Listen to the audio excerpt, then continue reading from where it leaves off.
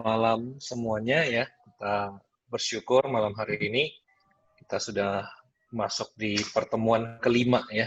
Jadi kalau saudara mengikuti dari awal sampai dengan sekarang ini kita udah 5 kali pertemuan dan uh, ada 4 tema yang sudah kita bahas. Dan hari ini kita akan coba nanti review dan juga sekaligus menampung pertanyaan-pertanyaan. Ya, kalau saudara kaget misalnya ya, loh, ternyata ini sudah pertemuan kelima ya. Saya baru tahu. Ya, saudara nanti boleh mengikuti ya rekamannya di YouTube dan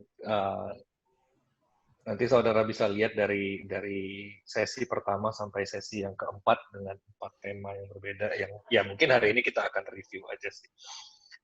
Kemudian sekali lagi dengan pertanyaan-pertanyaan yang saudara mungkin sudah siapkan atau mungkin nanti pertanyaan yang tiba-tiba muncul ya, nanti saudara boleh menuliskan nama saudara di kolom chat ya. Di kolom chat itu kalau saudara nggak tahu kolom chat di mana, di sebelah kanan bawah itu ada 3 titik.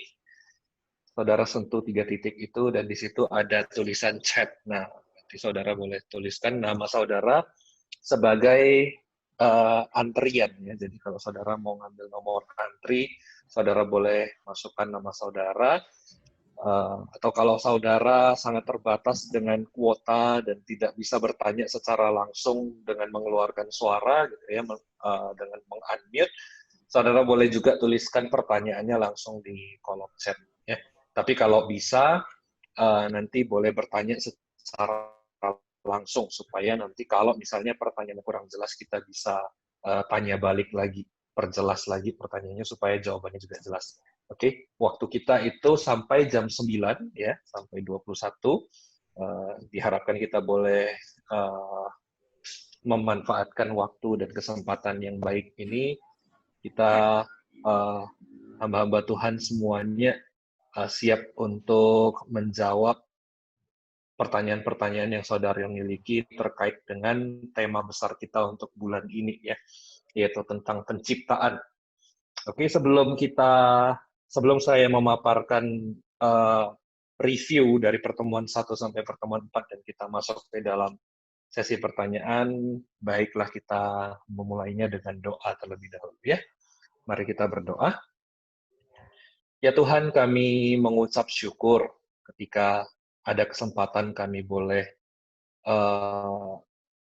memperdalam lagi pemahaman dan wawasan kami tentang iman Kristen dan juga belajar untuk mengaplikasikannya di dalam kehidupan kami sehari-hari. Tuhan, kami rindu dialog ini, faith dialog ini menjadi satu wadah yang sehat, yang menjadi tempat kami untuk bertumbuh, ataupun tempat kami untuk mengenal Tuhan, dan juga menjadi satu wadah juga nantinya kami boleh menceritakan tentang kebenaran Tuhan kepada orang-orang yang belum percaya kepada Tuhan. Karena itu Tuhan berkati untuk sesi malam hari ini, berkati untuk setiap hamba Tuhan yang sudah hadir di dalam dan mempersiapkan diri untuk menjawab setiap pertanyaan yang akan diajukan, dan berkati juga setiap peserta yang mendengarkan di berbagai penjuru, biarlah kiranya Tuhan senantiasa menyertai dan memberkati. Terima kasih Tuhan, kami serahkan semua ini ke dalam tangan-Mu, biarlah kiranya apa yang kami kerjakan ini boleh memuliakan nama Tuhan, dan kami semua pun boleh melihat dan merasakan kemuliaan Tuhan dengan kami sungguh-sungguh berpegang teguh kepada Tuhan saja. Terima kasih Tuhan, di dalam nama Tuhan Yesus kami berdoa. Amin.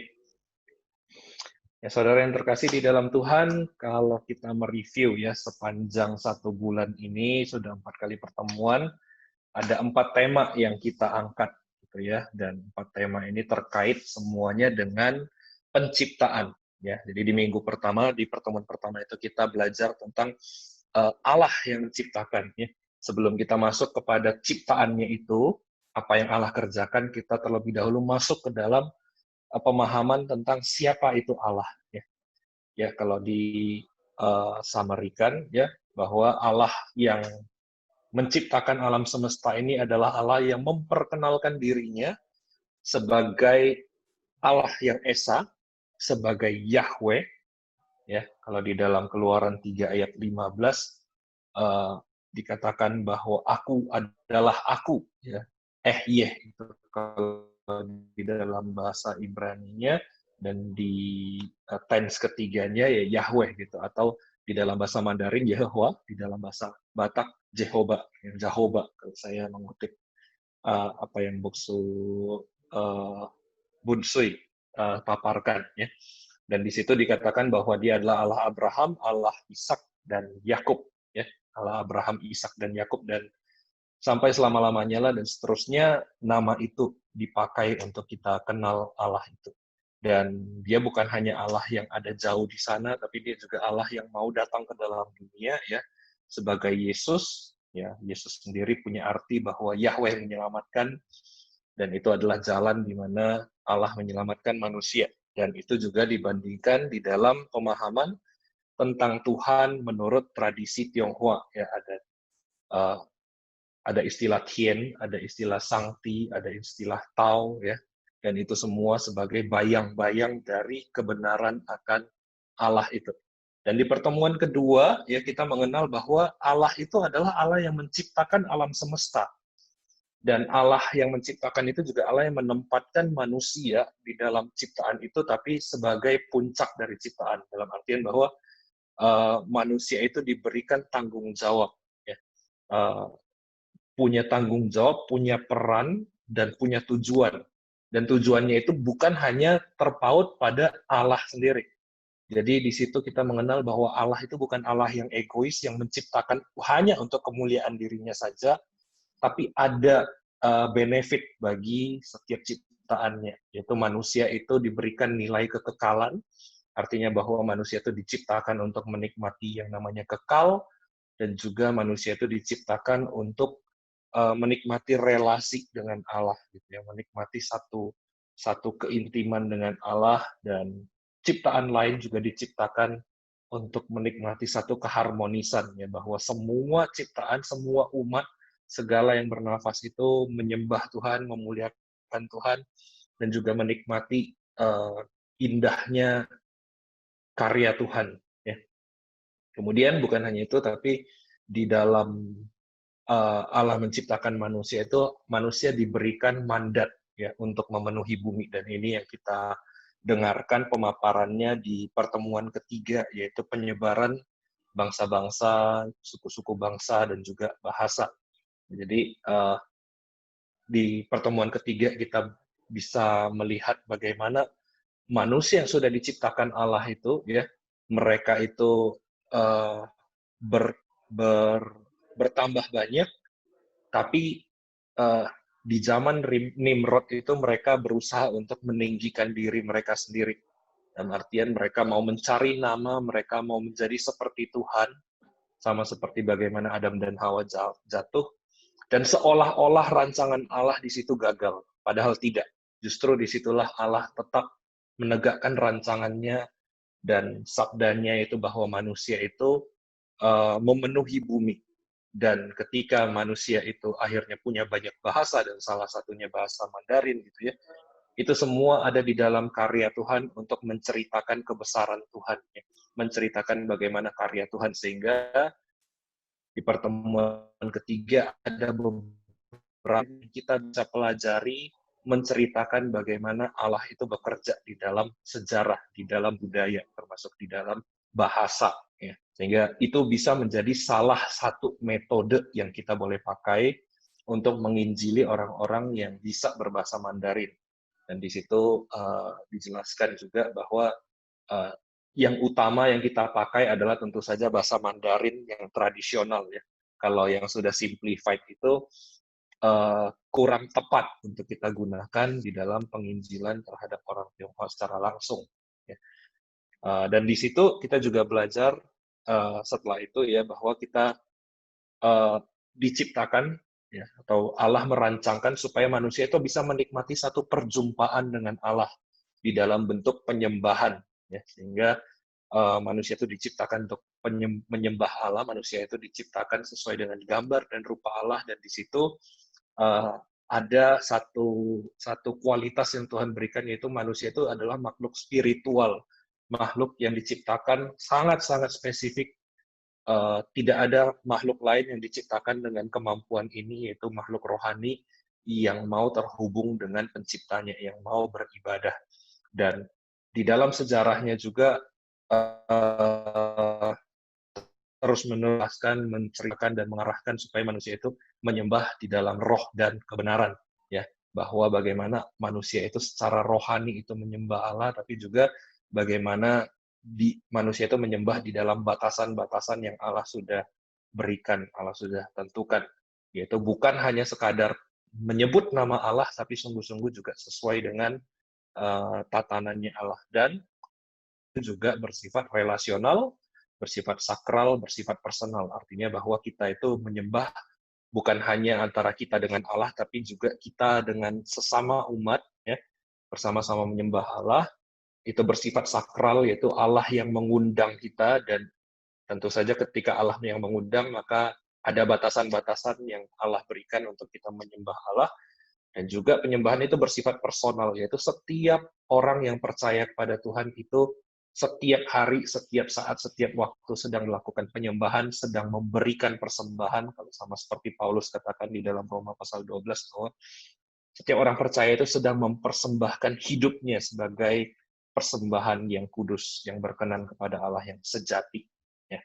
Dan jadi itu rangkuman kita, yang kita bisa lihat bahwa Allah yang Maha Kuasa, Allah yang Maha Mulia itu, Allah satu-satunya itu menciptakan manusia, dan menciptakan manusia itu dengan tujuan supaya walaupun manusia tersebar dimanapun, tapi manusia boleh kembali fokus kepada Allah di dalam penyembahan mereka. Jadi itu satu kalimat yang saya boleh pakai untuk merangkum pertemuan kita selama empat sesi sebelumnya. Ya. Oke, itu rangkumannya. Kalau untuk kembali lagi, saudara boleh di-refresh, ingat kembali apa yang sudah disampaikan di pertemuan-pertemuan selanjutnya. Saya yakin saudara juga sudah ada yang mempersiapkan pertanyaan-pertanyaan. Mungkin saudara yang minggu-minggu sebelumnya belum sempat bertanya, ya, saudara silakan ambil waktu untuk bertanya saat ini. Ya, sekali lagi saya ingatkan, saudara boleh tuliskan di dalam chat, atau saudara boleh tuliskan nama saudara di dalam chat menjadi satu antrian, ya, untuk kita boleh nantinya juga memberikan ruang bagi saudara boleh bertanya. Ya. Nah, ada satu pertanyaan yang sudah masuk. Ya. Ini dari Bapak Akai, ya, bertanya. Saya ada bertanya bagaimana seorang menyembah Allah di dalam roh dan kebenaran. Diberi jawaban bahwa orang harus lahir baru untuk menyembah Allah dalam roh. Saya asumsi itu jawaban hanya memberi prasyarat seorang untuk menyembah Allah di dalam roh. Pertanyaan saya adalah bagaimana kita yang sudah lahir baru bisa selalu, ya, perlu saya tekankan berarti itu selalu menyembah di dalam roh. Bagaimana kita tahu kita sudah benar-benar menyembah dalam roh, dan ini berarti ada asumsi orang yang lahir baru di waktu ibadah tidak menyembah di dalam roh. Ya, saya membuka bagi hamba-hamba Tuhan, bagi pendeta Bunsui, pendeta Parlindungan, penginjil Anto, penginjil Indra, apakah sudah masuk? Belum, ya? Boleh memberikan jawaban atas pertanyaan ini. Silakan, salah satu.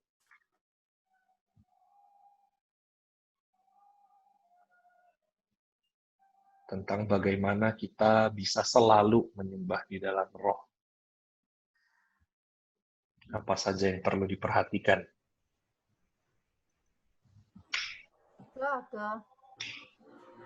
Mungkin boleh ke Pendeta Parlindungan, karena beliau rekan saya waktu menyampaikan materi ini. Nanti hamba-hamba Tuhan yang lain boleh menambahkan. Ya, minggu lalu, baik saya bantu jawab, ya. Nanti rekan yang lain boleh menambah contoh ya. Ya. Pertanyaannya saya baca di sini, ya. Bagaimana kita yang sudah lahir baru bisa selalu menyembah dalam roh? Bagaimana kita tahu kita sudah benar-benar menyembah dalam roh?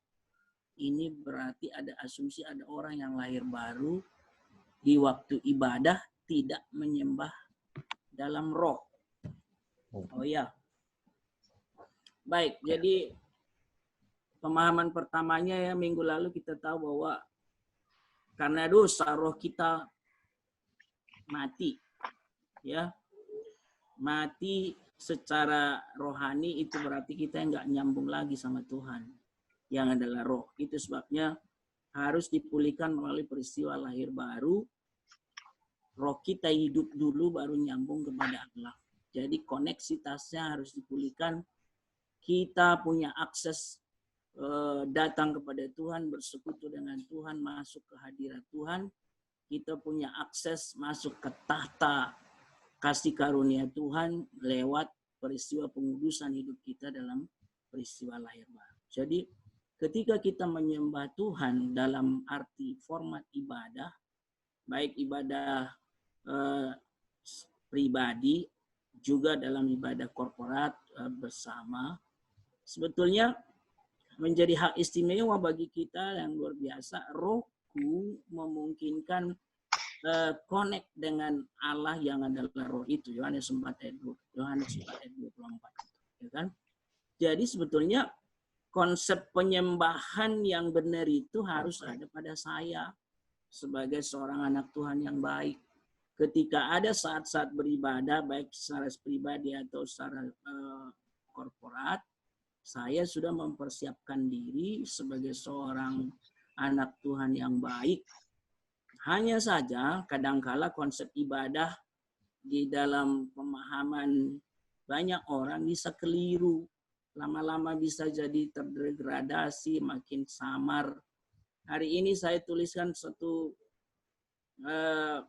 refleksi singkat di media sosial melalui refleksi Mazmur 100 ayat 2. Nah, di situ disebut beribadahlah kepada Tuhan dengan sukacita. Datanglah ke hadapannya dengan sorak-sorai. Coba lihat kata sukacita dan sorak-sorai itu. Sebetulnya hal yang luar biasa bagi anak-anak Tuhan seperti kita. Saat beribadah bukan saja saya datang sebagai seorang hamba, merendahkan diri di hadapan Tuhan, memuja Tuhan dan meninggikan Dia dalam segala kemahakuasaannya itu di satu sisi saya datang sebagai seorang yang diselamatkan, datang menyembah dengan penuh kerendahan hati dan rasa hormat takut akan Tuhan. Tapi di saat yang sama dari pihak diri saya, karena Tuhan memberi anugerah yang luar biasa, saya juga harus bisa menikmati sukacita di hadapan Dia saat beribadah. Saya senang, saya bahagia, saya tidak dalam kondisi tertekan, tidak dalam kondisi ketakutan, salah-salah nanti saya dihukum, salah sedikit nanti saya dibukan. Tapi saya benar-benar bisa menikmati sebuah keintiman seperti seorang anak dengan bapaknya, sebagai seorang sahabat malah. Jadi unsur sukacita dan sorak-sorai itu ada. Maka saya tidak ada merasa sedikit pun jadi terbebani, perasaan terpaksa dan seterusnya. Hadir di hadirat Allah menjadi sebuah idaman, kerinduan, dambaan saya. Maka sejak misalnya dalam kebaktian minggu, hari Sabtunya, malam minggunya saya sudah mempersiapkan diri sedemikian. Rohku saat beribadah itu dari awal ibadah dibuka, para pelayan Tuhan mengambil bagian votum. Ibadah ini terjadi dalam nama Allah Bapa dan Anak dan Roh Kudus misalnya. Saya sudah masuk ke hadirat Allah. Rohku nyambung kepada Tuhan melalui semua pilar-pilar ibadah yang disiapkan itu. Entah itu undangan, entah itu praise and worship-nya, pujiannya, entah itu melalui doanya, melalui firman yang disampaikan dan dibacakan, sampai saya benar-benar mempersembahkan seluruh hidup, termasuk persembahanku yang terbaik, termasuk saya siap menerima kebenaran disampaikan lewat khotbah, saya siap melakukannya, melaksanakannya di hidup sehari-hari. Ketika sang hamba Tuhan mengutus saya, pergilah, lakukanlah firman Tuhan dalam kehidupanmu. Maka saya keluar dari rumah ibadah, masuk ke dunia nyata 24 jam sehari, Senin sampai hari Sabtunya lagi, saya connect dengan Allahku dalam semua aktivitasku. Jadi saya berada di hadirat Allah itu sebetulnya setiap saat. Bukan hanya jam-jam beribadah, tapi setiap saat. Rohku connect dengan Tuhan. Itulah yang disebut di Efesus pasal 5. Saya dipenuhi roh tiap-tiap hari. Artinya Roh Kudus mengendalikan seluruh hidupku. Muncullah itu nanti lewat cara hidupku yang kutampilkan, cara bicaraku, karakterku, sikap-sikapku, seperti khotbah saya hari Minggu kemarin. Kelihatan bahwa aku sedang connect dengan Tuhan setiap saat. Seperti itu.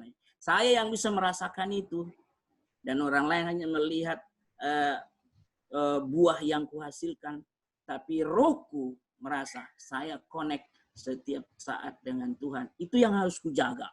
Dan itu tidak otomatis, pasti perlu ada komitmen dari kita, perlu ada sebuah mungkin bisa pendisiplinan dari hidup kita supaya roh kita tetap connect dengan Tuhan setiap saat. Kira-kira itu. Boleh yang silakan, tak tolong yang lain tambahkan. Rekan-rekan. Ya, saya tambahkan sedikit. Ya. Tadi kita melihat bahwa pertanyaan itu sangat bagus sekali ya. Itu sebuah pertanyaan yang perlu dijawab oleh setiap orang percaya. Sedikit saya ingin membawa ke belakang dengan teks itu, Yohanes pasal 4 ayat 23 sampai 24 itu kan dalam konteks Tuhan Yesus sedang berbicara dengan seorang perempuan Samaria. Ya. Di mana pemahaman baik itu orang Samaria, baik itu orang Yahudi, pada saat itu pemahaman mereka menyembah Tuhan itu, kalau orang Yahudi itu kan di Yerusalem. Sehingga mereka setahun sekali mereka harus pulang, mereka harus naik haji ke Bait Suci di situ. Kemudian orang Samaria punya tempat penyembahan sendiri di gunung atau ada tempat-tempat yang juga mereka miliki, nah seperti itu. Nah dalam dialog itu kita melihat Tuhan Yesus mengingatkan perempuan Samaria itu bahwa sebetulnya setelah bertemu dengan Yesus, mereka tidak lagi menyembah itu harus di suatu tempat tertentu, tapi menyembahnya di dalam roh dan kebenaran. Roh dan kebenaran di situ dalam arti bahwa kehadiran Yesus, kehadiran Tuhan itu, dan nantinya sampai dengan pencurahan Roh Kudus, menyembah Tuhan itu tidak lagi dibatasi oleh ruang, oleh waktu. Tapi dimanapun seseorang bisa menyembah Tuhan. Jadi dengan roh dan kebenaran yang dimaksud oleh Tuhan Yesus di sini, sebetulnya Tuhan Yesus mengingatkan setiap orang bahwa kalau setiap orang yang percaya kepada Yesus, dimanapun, kapanpun, dalam keadaan yang bagaimanapun, dia bisa menyembah Tuhan. Baik itu secara pribadi dan juga bersama-sama. Contohnya sekarang kita kan nggak bisa gabung ini di gereja ya, di gereja. Tapi bukan berarti kita tidak beribadah, kita tidak menyembah Tuhan dalam roh dan kebenaran. Di mana 2 orang, 3 orang berkumpul, bahkan kita sendiri bisa menyembah Tuhan. Dan ini sangat aktual sekali. Demikian yang bisa saya tambahkan. Ya, Contoh Anto, apakah mau menambahkan? Saya rasa cukup jelas ya. Jadi penyembahan ketika kita melihat, mendengar kata menyembah, itu jangan langsung terpikir upacara ataupun sebuah ritual keagamaan gitu ya. Menyembah di sini, kalau Anda atau saya ingin terus menyembah, maka apapun yang kita lakukan setiap hari, ataupun kita cuci piring, ataupun kita menyapu, sapulah untuk Tuhan, cuci piringlah untuk Tuhan, itulah penyembahan yang benar, gitu ya. Jadi bukan upacara keagamaan. Jadi ketika kita mendengar menyembah, itu jangan langsung terpikir, oh seminggu sekali, 2 jam, ada nyanyi praise and worship, ada dengar khotbah, itu baru menyembah. Itu adalah pandangan yang salah. Jadi kalau kita memiliki pandangan yang salah, maka kita pasti tidak bisa menyembah dengan kebenaran, gitu ya. Nah, apa itu roh dan kebenaran? Saya pikir sudah dijelaskan oleh Pak Usu. Yang ingin saya tambahkan hanya ini, yaitu penyembahan itu tidak di gereja saja, melainkan kehidupan sehari-hari. Bagaimana kita melakukan untuk Tuhan. Oleh sebab itu Rasul Paulus berkata, kamu makan atau minum, makanlah untuk Tuhan, minumlah untuk Tuhan. Itu penyembahan yang betul-betul. Terima kasih. Dan saya ingatkan lagi tentang ini ya, bahwa penyembahan itu bersifat juga relasi kita dengan Tuhan, tapi juga bersifat relasi dengan sesama kita. Ya, jadi itu yang perlu untuk menjadi satu awareness bagi kita, bahwa kita nggak bisa berkata bahwa saya menyembah Tuhan maka saya bisa mengabaikan orang lain gitu ya. Orang lain lagi membutuhkan, saya hanya fokuskan di penyembahan. Dan itu satu yang ditegur oleh Tuhan Yesus kepada orang-orang Farisi yang mengatakan bahwa kami sudah menyembah atau kami sudah memberikan diri untuk mengerjakan pekerjaan Tuhan, maka saya tidak perlu lagi memperhatikan orang tua saya. Nah, Tuhan Yesus marah dan menegur mereka, mengatakan bahwa kamu melakukan itu dengan salah, gitu ya. Kamu anggap satu penting, yang satu enggak penting. Nah, Tuhan Yesus sedang menggambarkan bahwa sebenarnya penyembahan itu bukan hanya soal ritual, sekali lagi, tapi juga bagaimana kehidupan sehari-hari. Tapi juga mengingatkan bahwa bukan berarti kita hanya fokuskan di kehidupan sehari-hari dan kita menjauhkan diri dari pertemuan ibadah. Sebaliknya, Alkitab mengajarkan kedua hal ini sama pentingnya dan seimbang. Ya. Harus beribadah setiap hari di dalam kehidupan pribadi, tapi juga perlu untuk beribadah secara komunal di gereja. Dan itu yang menjadi satu upaya kita, satu upaya bahwa saya dengan cara saya beribadah setiap hari, bersaat teduh, memuji Tuhan, bahkan juga di situ saya menolong orang lain, itu adalah penyembahan saya, dan saya pun menyembah di dalam roh dan kebenaran, di dalam ibadah saya secara korporat atau komunal. Jadi itu sesuatu yang harus juga tetap berimbang. Sebagai satu upaya, kita bisa tetap selalu ya menyembah di dalam roh. Saya rasa itu jawaban yang sudah cukup penuh ya. Saya langsung lanjutkan ke pertanyaan selanjutnya. Di sini adalah satu pertanyaan lagi ya. Allah pencipta itu suci, tetapi di dalam penciptaannya ada satu hal yang susah diterima ya. Mungkin susah. Ya, yaitu tentang keberadaan dari pohon pengetahuan, itu tentu terus berkaitan dengan juga iblis dalam diri ular. Ciptaan Allah ini kenapa kok Allah menciptakan sesuatu yang buruk, bahkan menjadi membuat manusia itu menjadi lawan dari Allah. Ya. Jadi ya mengapa Allah yang suci menciptakan sesuatu yang buruk, menciptakan iblis, ular, PPBJ ya. Kalau biasa kita dengarnya PSBB, nah ini ada PPBJ, pohon pengetahuan baik jahat. Ya. Silakan menjawab pertanyaan ini. Oke. Saya kira penyaji yang kedua ke contoh Eka sama Indra yang harus. Ya. Sebenarnya sedikit banyak sudah dijawab waktu itu bahwa Allah itu menciptakan itu tidak ada yang gagal dan tidak ada yang buruk. Yang menjadi buruk itu adalah ketika manusia atau kayak malaikat si Lucifer itu di dalam kehendak bebasnya mereka memilih untuk tidak taat kepada Tuhan, memilih untuk menjadikan diri mereka sebagai standar utama, tidak mau diatur oleh Allah gitu ya. Sehingga peraturan yang cuma satu pun itu bisa dilanggar, padahal sekian banyak buah yang bisa dipilih, hanya satu yang tidak boleh, itu pun ujung-ujungnya dilanggar karena ya manusia itu di dalam kehendak bebasnya mereka memilih untuk tidak taat. Dan juga iblis juga hari itu juga sudah sempat dijawab bahwa Allah tidak menciptakan iblis itu untuk jahat. Kalau hari itu contoh Indra memberikan analogi pesawat ya, pesawat itu diciptakan untuk jadi alat transportasi yang baik gitu ya, bukan untuk jatuh.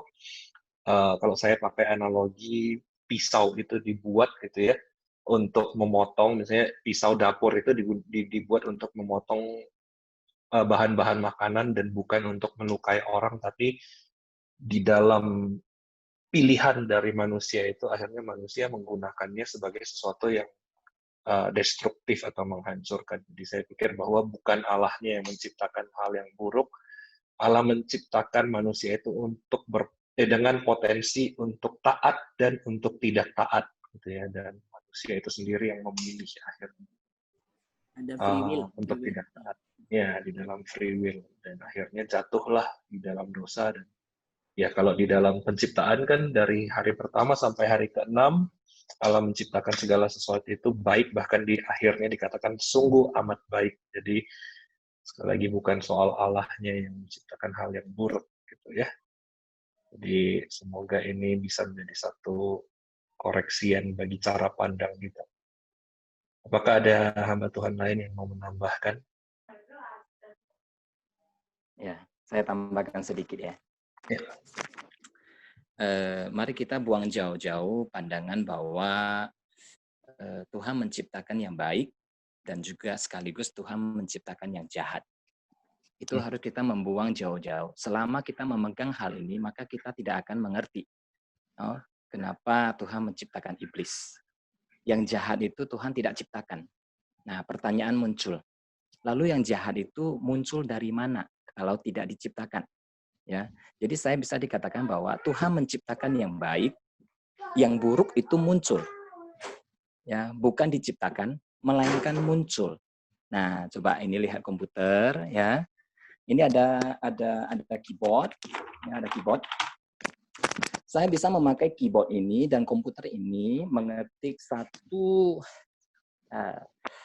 tugas atau PR skripsi yang bagus sekali. Ya, yang bagus sekali. Dengan ABC sama sekali tidak ada salah. Gitu ya. Sama sekali 100% benar nih. Ya. Tetapi saya juga bisa menggunakan keyboard komputer yang sama mengetik hal yang salah. Nah, apakah kesalahan ini karena pencipta keyboard ini yang menemukan keyboard ini, komputer ini? Tidak.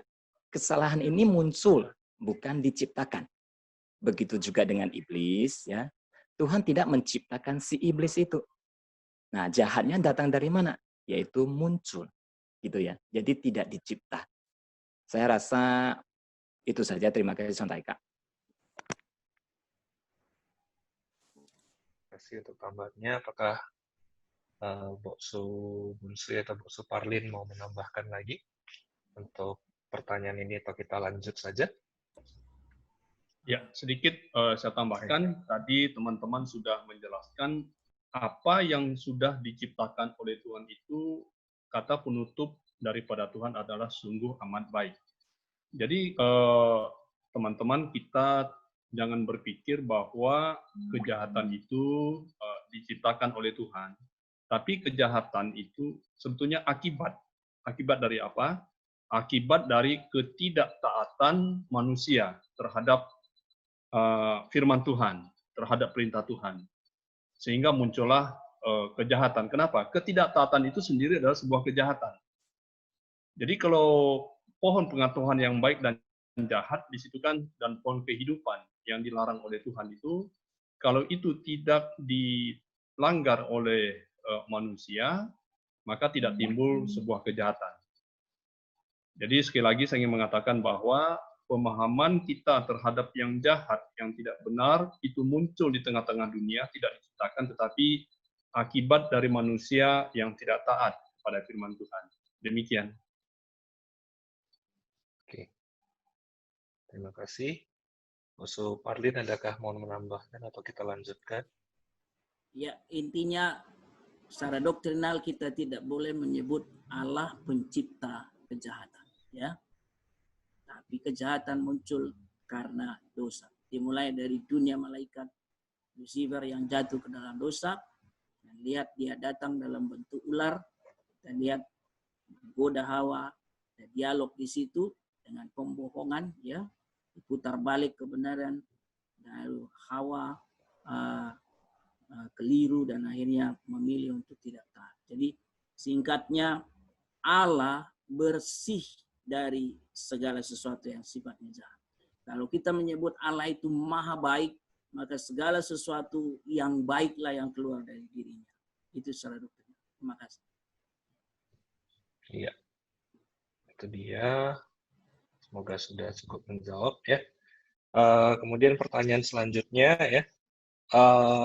Apa kira-kira perbedaan paling mencolok ya soal penyembahan Kristen dan juga penyembahan non-Kristen. Perbedaan paling mencolok atau yang paling signifikan di dalam penyembahan Kristen dan penyembahan non-Kristen. Silakan boleh Musuh Parlin. Ya, penyembahan yang paling mencolok itu dari segi motifnya. Ya, kalau penyembahan di luar Kristen adalah penyembahan sebatas ketaatan atau ingin menyenangkan hati Tuhannya atau takut kalau tidak melakukan ritus seperti itu, kira-kira begitu. Takut dihukum. Ini motif yang paling umum. Kalau saya tidak melakukan itu, saya akan dihukum. Maka penyembahan dalam versi ini akan memandang Tuhan sebagai memandang sesembahannya atau yang mereka sebut Tuhan sebagai Tuhan yang galak, ya, Tuhan yang siap-siap dengan pentungan murkanya dan seterusnya. Jadi unsur keintiman di situ sangat-sangat minim sekali. Jadi saya melakukan supaya saya jangan dihukum. Tambahan, saya melakukan supaya saya diberkati. Kalau saya nggak lakukan, nggak dapat berkat saya. Ini adalah motif yang sangat dangkal kalau dihubungkan dengan penyembahan Kristen. Penyembahan Kristen dimulai dari pemulihan sebuah hubungan. Dosa telah menghambat hubungan itu sebelumnya, dibereskan Tuhan. Lalu saya diangkat sekarang menjadi anak-anak Tuhan. Punya akses sebagai anak memasuki ruang Maha Kudus. Itu sebabnya tirai ruang kudus dengan Maha Kudus terbelah ketika Yesus sudah disalibkan di Golgota. Saya sekarang punya akses masuk kepada Bapa di sorga. Saya menjadi imamat yang rajani bagi diriku sendiri. Maka lihatlah Mazmur pasal 100 yang ayat 2 yang tadi kubaca. Ketika saya beribadah di hadirat Allahku, saya menikmati sebuah keintiman yang sangat dalam. Saya bersuka cita, saya bersorak-sorai, saya bahagia, saya merasa saya sangat disayang Tuhan. Urusan berkat-berkat itu urusan kesekiannya itu. Urusan yang nomor satu adalah saya nyaman, aman bersama Tuhanku. Kalau kita lihat Mazmur pasal yang ke-63, di situ ada Daud sedang dikejar-kejar oleh Saul dengan pasukannya, tapi yang dia diminta oleh Daud di situ adalah dia ada di hadirat Allah. Kerinduannya digambarkan seperti tanah yang kering, tandus, tiada berair. Lepas dari semua musuh yang mengepung dia, yang jauh lebih dia butuhkan saat itulah saya ada di hadirat Allah. Nah, kalau motif ini terjaga dengan baik, maka penyembahan Kristen sangat-sangat dipenuhi dengan sukacita. Itu dari saya, silakan yang lain. Ya, saya tambahkan sedikit ya, Contoh Eka. Ya. Jadi, oke ya. Ini sebuah pertanyaan yang memang cukup menarik dan perlu kita perhatikan di sepanjang masa ya. Menambahi apa yang sudah dikatakan oleh Boksu Pendeta Pandiungan tadi, saya ingin mengatakan seperti ini. Bedanya penyembahan orang Kristen dengan yang non-Kristen itu, kalau kita melihat bahwa yang pernah saya katakan, Keluaran 3:15, di situ Tuhan menyatakan dirinya. Tadi sudah dikatakan oleh Contoh Eka. Siapa yang kita sembah? Nah, di sini yang perlu kita perhatikan. Orang Kristen menyembah siapa dan yang non-Kristen itu menyembah siapa. Jadi kalau kita melihat dari keturunan Nuh itu Sem. Dari keturunan Sem itu sampailah nanti berkembang menjadi orang Israel. Dan melalui orang Israel lah Tuhan Yesus itu datang ke tengah-tengah dunia. Dan kita melihat Tuhan yang disembah oleh orang Kristen, yang dikenal oleh orang Kristen melalui keturunan Sem dari orang Yahudi, adalah Tuhan yang menciptakan alam semesta, yang disebut dengan Yahweh itu. Dan kemudian datang ke dunia yang disebut dengan Yesus Kristus. Jadi jelas orang Kristen itu menyembah Tuhan pencipta alam semesta. Yahweh yang menjadi manusia, yang disebut dengan Yesus Kristus.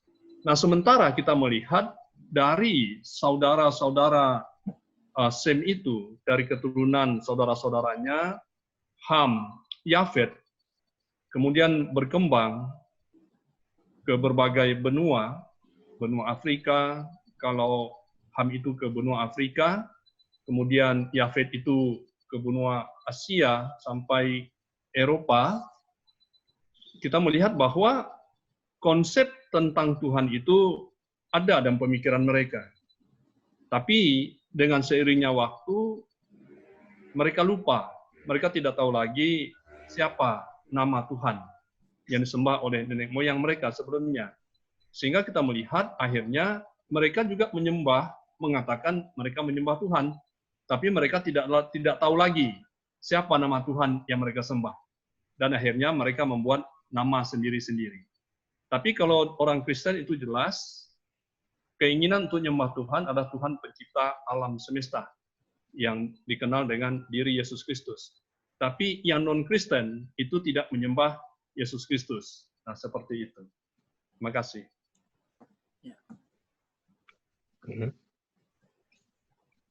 Ya, kalau saya tambahkan sedikit ya, salah satu perbedaan yang paling mencolok yang saya lihat adalah inisiatif, ya, penyembahan. Penyembahan itu inisiatifnya siapa? Ya.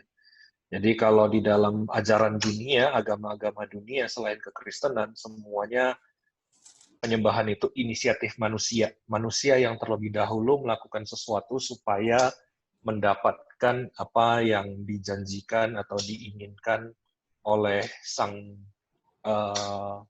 pujaannya itu, yaitu Tuhannya. Ya, tapi kalau di dalam kekristenan, penyembahan itu inisiatif Allah. Ya, kita bisa melihat bagaimana Abraham itu dipanggil keluar itu bukan Abraham yang pengen sendiri, tapi Allah yang mau.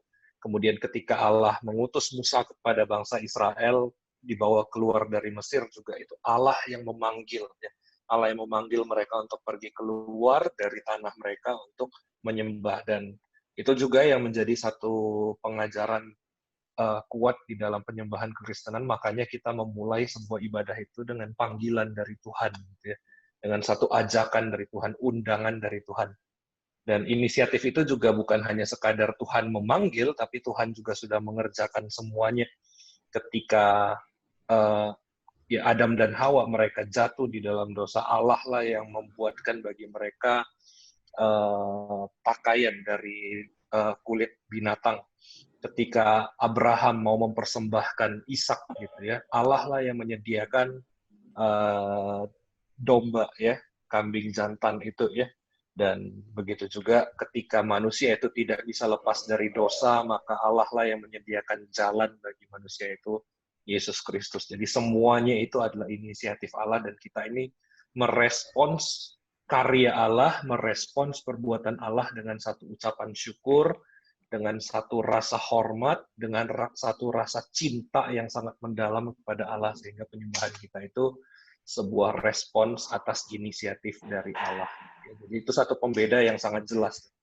Kalau di ajaran agama lain semuanya adalah inisiatif dari manusia. Kalau bukan manusia yang melakukan, Allah nggak peduli, atau Tuhan yang nggak peduli lagi sama manusia itu. Itu mungkin tambahan dari saya. Apakah contoh-contoh mau menambahkan atau kita lanjutkan? Ya, saya rasa lanjutkan. Lanjutlah. Oke, kita lanjutkan ya. Ada satu pertanyaan, ini kalimatnya bagi saya agak membingungkan, tapi semoga jelas gitu ya. Bagaimana versi menurut Alkitab ketika menerapkan firman Tuhan di dalam menjalani kehidupan diketemukan berkaitan atau diperhadapkan dengan 3 kehidupan dan 3 dunia. Mungkin ini dari sudut pandang agama Timur, agama Tiongkok gitu ya, tentang 3 kehidupan, 3 dunia. Nah, bagaimana ini menerapkan firman Tuhan dalam menjalani kehidupan berkaitan dengan 3 kehidupan, 3 dunia. Pertanyaan di bawahnya mungkin lanjut itu masalah sebutan Yesus Ah. Isa Al-Masih. Oh, Atau ini dulu? Ah, itu Iya. dulu. Ini dulu ya. Baik, ya, saya. ya. Usul. Oke, Silakan. baik. Iya, jadi konsep yang ditanyakan itu sebenarnya sebuah konsep menarik ya. Karena memang di luar kekristenan ada memang konsep 3 dunia. Orang Batak punya konsep disebut dengan Benua Gijang, Ya. Benua Tonga, Benua Toru. Artinya konsep langit, konsep surga, konsep bumi, dan konsep di bawah bumi. Nah, kalau tadi kita melihat bahwa dalam pemahaman orang Tiongkok kuno, 3 dunia itu saya ingin mencoba memahaminya seperti konsep itu juga. Langit, bumi, dan yang di bawah bumi. Saya pikir kalau kita sepakat itu, maka saya akan mencoba menjelaskannya. Iya, ini sesuatu hal yang bagaimana kita bisa menerapkannya itu, bagaimana kita bisa melihat benang merah ya, benang merah. Kalau kita melihat seperti bahan yang pernah saya sampaikan di dalam penyebaran bangsa-bangsa, sebetulnya ada benang merah dari konsep pemikiran di Tiongkok kuno dengan apa yang ada di dalam Alkitab. Nah, kita melihat dalam konsep Alkitab juga ya konsep atas itu surga, konsep dunia ini, kemudian konsep di bawah yaitu neraka. Jadi ada surga, ada dunia ini artinya bumi di mana kita berada, dan juga ada di surga. Nah, kalau kita bisa menghubungkan dan konsep ini dengan kebudayaan Tionghoa, maka itu ada sesuatu hal yang mempermudah bagaimana orang kita Tionghoa di luar Kristen tentunya itu memahami betul ya surga ada di situ tempat Tien, di situ tempat Tao, di situ tempatnya Sangti berdiam. Dan kemudian di dunia ini ya itulah tempat kita umat manusia berdiam. Dan kemudian di luar dari itu semua dunia ini ada dunia bawah yaitu neraka. Jadi kita melihat kalau pemikiran Tiongkok kuno yang neraka itu besar sekali. Ada raja neraka, ada pengawal neraka. Dan artinya sudah ada pemahaman bahwa memang banyak orang-orang yang sudah ada di dunia bawah di neraka itu. Nah, bagaimana kita bisa memahami ini sebetulnya sangat sederhana. Kita bisa menjembatani kedua pemikiran ini dan bisa kita selaraskan dengan pemahaman apa yang dikatakan oleh Alkitab, oleh firman Tuhan tentang itu. Demikian, Centau. Ya. Oke. Berarti menerapkan. Oke, kalau begitu kita lanjutkan ke pertanyaan selanjutnya gitu ya. Yesus adalah Tuhan dan Juru Selamat seluruh umat manusia. Berarti Tuhan dari seluruh umat manusia namanya adalah Yesus, bukankah begitu? Ya, silakan.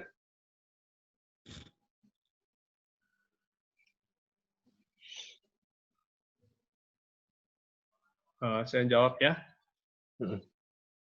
Ya, sebetulnya Tuhan dari seluruh umat manusia itu adalah Yesus Kristus. Itu adalah sebuah statement yang bagus dan itulah memang apa yang dikatakan oleh Alkitab. Yohanes 3:16 mengatakan karena begitu besar kasih Allah akan dunia ini sehingga Dia telah mengaruniakan anaknya yang tunggal supaya setiap orang percaya kepadanya tidak binasa melainkan beroleh hidup yang kekal. Nah, di situ jelas sekali Yesus adalah sebetulnya Tuhan dari seluruh dunia, dari umat manusia.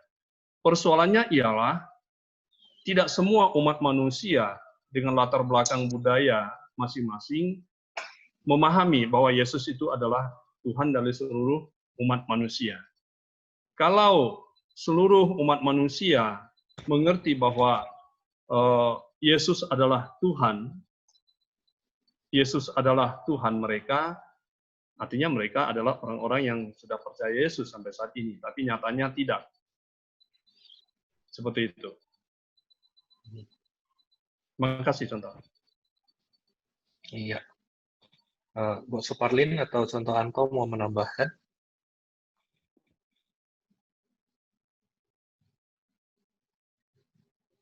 Ya.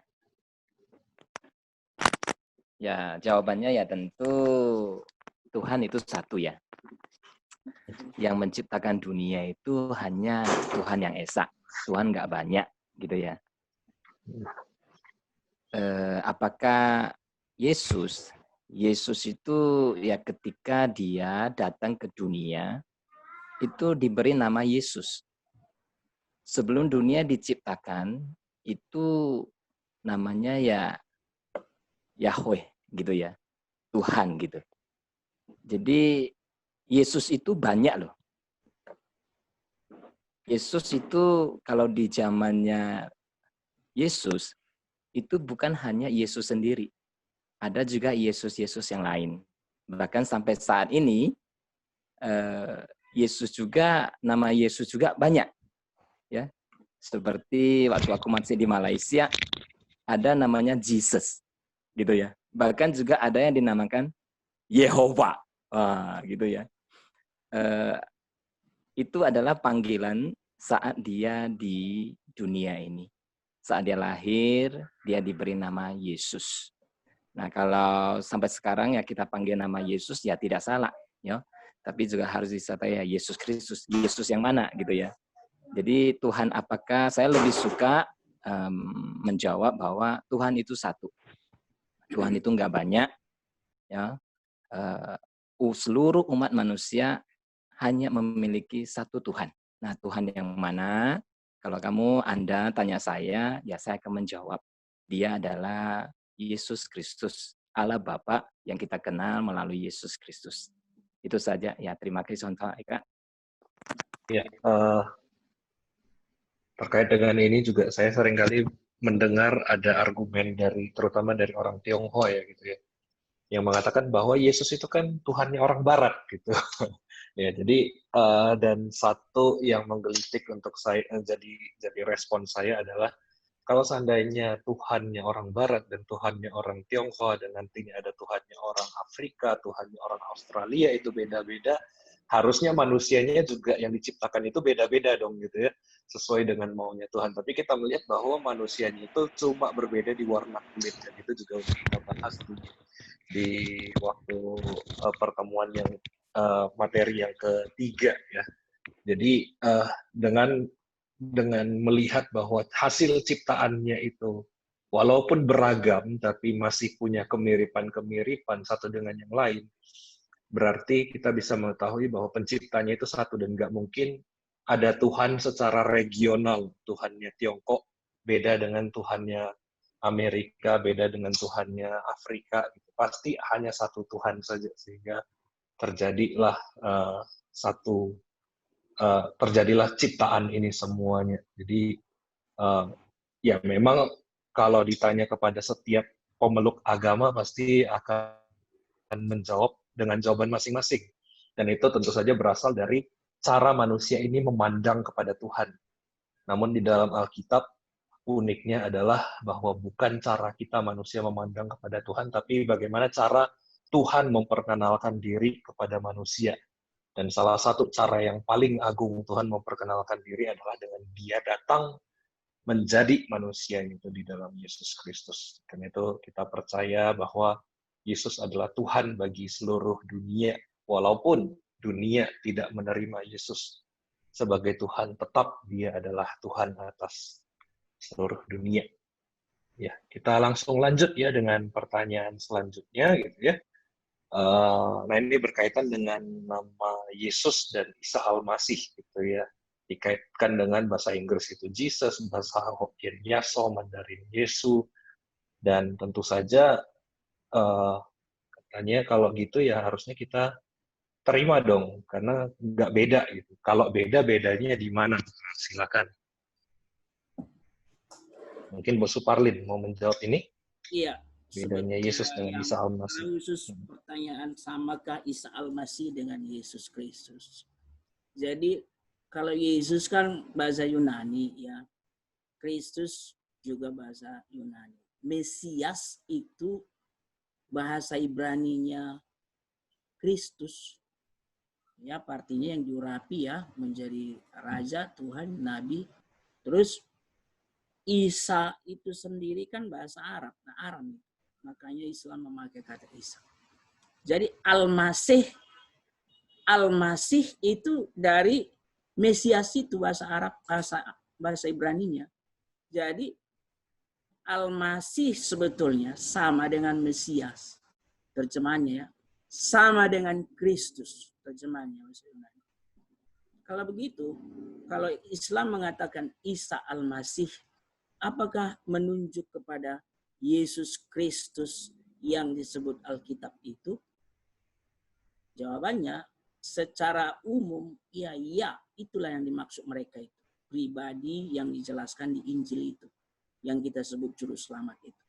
Tapi secara pemahaman doktrinalnya, sejatinya apa yang dikatakan Injil dengan yang dipahami oleh saudara kita dari Muslim tidak sama pemahamannya. Ya, jadi kalau kita bilang Yesus adalah anak Allah, dia adalah juru selamat dunia, ketika di sana sudah tidak begitu lagi pemahamannya. Dari pengertian nama itu, ia menunjuk itu, tapi dari segi siapa pribadinya yang dimaksud dalam arti sesungguhnya, nggak sama lagi pandangannya. Ya, nah jadi sebaiknya kita memakai kata apa di dalam penyebutan kita konteks Kristen, tetaplah sebut Yesus Kristus. Yesus Kristus. Itu lagi yang menyangkut itu, bolehkah Kristen disebut Nasrani? Sering kan secara nasional, agama lain, ya orang Nasrani itu menunjuk Kristen maksudnya. Kalau kita cari sejarah Nasrani itu berasal dari mana kata Nasrani? Nasaroh, ya Nasaroh, bahasa Arabnya, ternyata Nasaroh itu menuju kepada sekelompok orang Yahudi yang golongan Nazaren, memakai kata Nazaren. Dan orang Nazaren ini nggak pernah menjadi orang Kristen. Mereka adalah sempalannya orang-orang yang beragama Yahudi, bukan Kristen. Jadi Nasrani tidak menunjuk kepada sekelompok orang Kristen. Itu sebabnya dari pengertian yang ketat, orang Kristen tidak boleh menyebut dirinya Nasrani. Langsung saja bilang Kristen. Di Antioquia pertama kali pengikut Yesus disebut Kristen, menunjuk kepada pengikut Kristus. Nah, itu. Dan saya tambahkan sedikit penjelasan tadi. Ya, saya tambahkan lagi contoh Eka ya. Ini memang dua pemahaman yang harus dicermati oleh setiap orang Kristen, khususnya orang Kristen di Indonesia. Karena kita di dalam penulisan penerjemahan Alkitab, Lembaga Alkitab Indonesia menerjemahkannya itu selalu dengan menggunakan bahasa Arab. Nah, seperti itu latar belakang bahasa Arab ya. Kalau kita melihat di kitab Yohanes, di Injil Yohanes, Yohanes pasal 1, Yohanes 1 ayat 1 itu pada mulanya adalah firman, firman itu bersama dengan Allah dan firman itu adalah Allah. Di dalam Yohanes 1 ayat 14, firman itu menjadi manusia. Jadi di dalam pemahaman orang Kristen dan pemahaman yang diberikan di dalam Alkitab, Yesus itu adalah firman yang menjadi daging atau firman yang menjadi manusia. Dan ini tidak bisa dipahami oleh di luar Kristen, yaitu teman-teman kita dari Muslim. Kenapa? Mereka tidak bisa menerima, tidak bisa memahami bahwa firman itu menjadi manusia, seperti apa dikatakan di dalam Yohanes 1 ayat 14 itu. Kenapa? Karena bagi teman-teman kita dari Muslim, mereka memahami bahwa firman itu menjadi kitab, menjadi buku.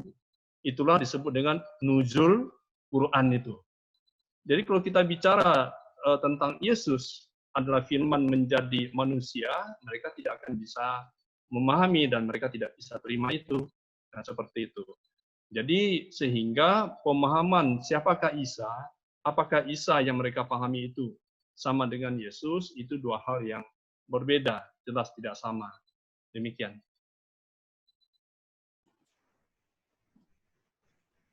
Mungkin bisa lanjut contoh Eka, pertanyaan berikutnya.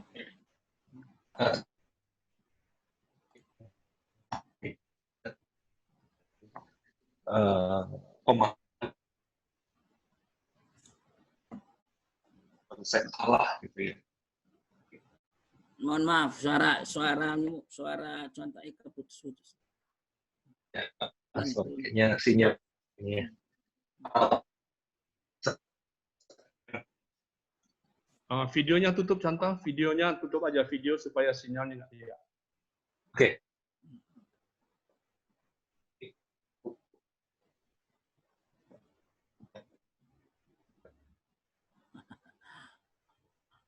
Oke.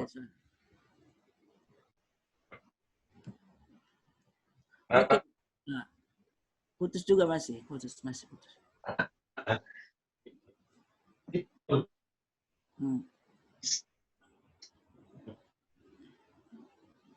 Baik, sebentar saya ambil alih membacakan pertanyaannya ya. Ya, ini kembali dari saudara kita Ahwi. Melanjutkan pertanyaan tadi yang sudah kita bahas. Jika semua yang diciptakan Allah, jika semua yang diciptakan adalah baik, kemudian berubah menjadi buruk atau jahat, ini bisa timbul persepsi bahwa pencipta yang sempurna, tetapi ciptaannya tidak sempurna. Dokter sih mungkin bisa jawab. Ya, terima kasih. Sebetulnya tadi kalau diikuti dengan cermat sudah terjawab seperti itu ya. Di dalam peristiwa penciptaan, Tuhan menciptakan itu semuanya baik. Hari pertama sampai dengan hari yang ke-6 itu sungguh amat baik. Jadi Tuhan yang sempurna menciptakan apa yang diciptakannya itu juga sempurna. Manusia itu diciptakan sempurna pada dasarnya, pada awalnya.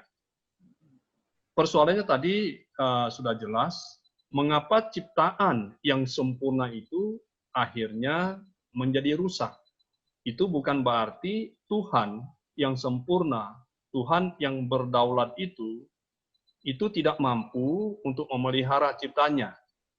Tetapi oleh karena manusia yang diberikan kebebasan oleh Tuhan untuk mengelola ciptaannya itu, manusia dalam hal ini adalah Adam dan Hawa pada saat itu, mereka tidak sungguh-sungguh setia dengan apa yang Tuhan sudah katakan kepada mereka. Artinya, Tuhan perintahkan kepada mereka jangan, tetapi mereka tidak sungguh-sungguh percaya itu jangan, mereka lebih memilih untuk mendengar suara dari penggoda, yaitu iblis melalui ular yang berbicara. Dan itulah yang membuat manusia jatuh ke dalam dosa. Artinya apa?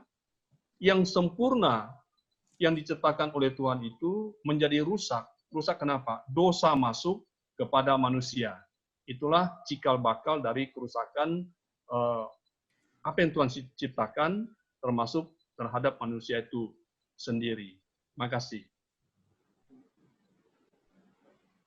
Ya, ini berkait pertanyaan selanjutnya ya tadi, maksudnya pertanyaan yang dijawab oleh Pak Subunsui itu kalau kata Ahwi itu dia memposisikan diri orang non-Kristen atau yang belum percaya sehingga nantinya itu bisa menjawab kepada mereka, dan selama ini jawaban yang diberikan kalau misalnya Ahwi terima pertanyaan rencana Tuhan tidak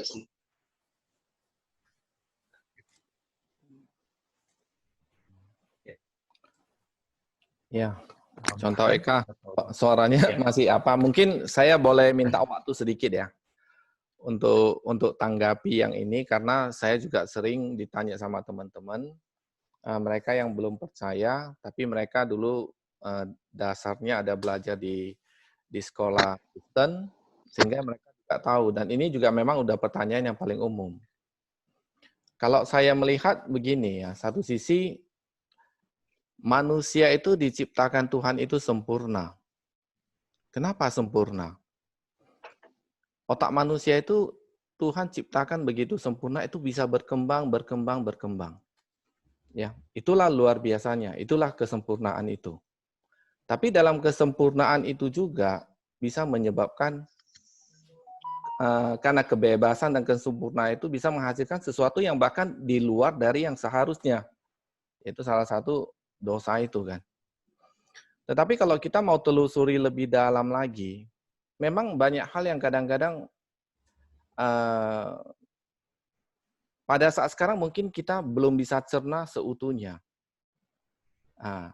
Karena ini mungkin juga masih rahasia Tuhan yang di dalam pemikiran kita itu masih kabur.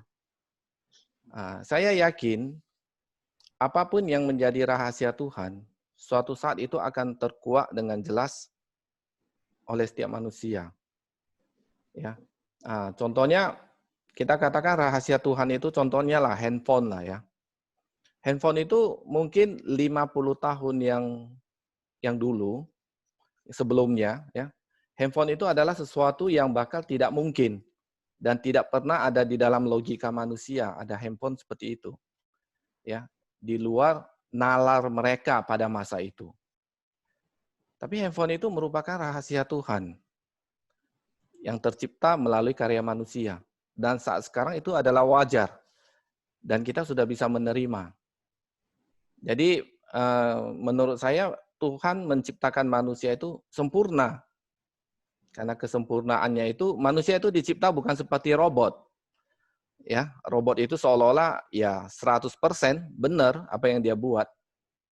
Tetapi manusia diciptakan Tuhan dengan akal pikirannya itu akan berkembang dan berkembang terus. Itulah salah satu kesempurnaan itu. Itu menurut pemahaman saya dan setelah saya baca ya seperti kita baca Alkitab juga. Ya, mungkin pada saat kita baca pertama kali pemahaman kita masih dangkal. Ya, tapi waktu kita berulang-ulang, itu pemahaman kita itu akan semakin banyak. Nah, itulah salah satunya kita manusia itu sempurna. Enggak seperti robot. Robot kalau memang sudah didesain untuk pemikirannya seperti itu, ya memang tetap seperti itu dan tidak akan berkembang. Nah, itu beda dinamikanya dengan manusia. Itu saya pikir seperti itu. Boksu dan saudara Ahui. Ya. Thank you. Ya, boleh saya tambahkan sedikit? Ya. Ya, saya pengen kita luruskan dulu apa itu ciptaan yang sempurna. Kalau kita memiliki satu konsep, ciptaan sempurna berarti tidak boleh rusak. Itu adalah pemahaman yang keliru, gitu ya. Selama kita memegang konsep ini, maka kita akan selalu bertanya-tanya, kenapa Tuhan yang sempurna menciptakan yang tidak sempurna? Karena kita terperangkap satu konsep, yaitu sempurna, tidak mungkin bisa rusak. Gitu ya. Jadi kita buang dulu, kita sampingkan ini dulu. Sempurna berarti tidak rusak. Nah, ini kita sampingkan. Nah, yang kedua adalah manusia itu bisa rusak karena ada kebebasan memilih, gitu ya. Oleh karena kebebasan ini, maka manusia menjadi rusak. Bukan Tuhan menciptakan yang rusak. Nah, saat kita melahirkan anak, mendapat anak, ya, saya kasih contoh ya, biar mudah lebih mengerti. Kita mendapat seorang anak, dikaruniai seorang anak. Lalu kita bertanya kepada dokter, dokter, sempurna enggak? Dokter berkata, sempurna, perfect. Jantungnya oke, matanya oke, pendengarannya oke, semuanya oke, ususnya oke, sempurna. Gitu ya. Nah, si B juga mendapat melahirkan anak nih. Ternyata anaknya idiot. Gitu ya. Agak kurang gitu. Jadi ketika ditanya dokter nggak berani berkata, ini sempurna. Dia ada kelainan namanya, bukan sempurna. Gitu ya. Anak ini, yang si A, yang sempurna ini, dia bisa melawan orang tua. Dia bisa mencuri. Dia bisa merampok. Dia bisa berbohong. Dia orang yang sempurna loh. Nah si B ini tidak sempurna. Ke kiri, ya saya ke kiri. Ke kanan, ya saya ke kanan. Ya. Karena dia idiot. Duduk diam. Ya, sambil ngeliur air liur keluar. Nah, yang sempurna ini yang mana? Apakah Anda menginginkan anak si B? Atau Anda malah memilih lebih baik si A? Yang kemungkinan bisa menyerang Anda, yang kemungkinan bisa melawan Anda, melawan kehendak Anda, gitu ya. Jadi manusia ingin yang sempurna. Yang bagaimana? Seperti yang si A. Memiliki kehendak bebas. Mengambil keputusan. Nah, itu penciptaan Tuhan, gitu ya. Jadi Tuhan menciptakan itu sempurna.